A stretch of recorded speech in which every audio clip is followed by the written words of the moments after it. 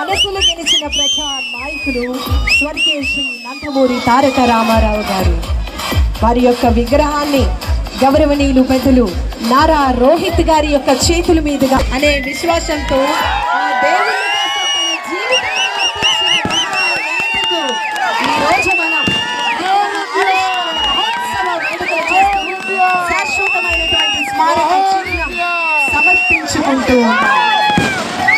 అభివందనాలు తెలుగు తల్లికి, గౌరవ వందనం తెలుగు జాతికి, హృదయపూర్వక నమస్కారం మన తెలుగు ఆత్మ గౌరవానికి ప్రతీక అయిన మన అందరి మహానేత స్వర్గీయ శ్రీ నందమూరి తారక రామారావు గారు.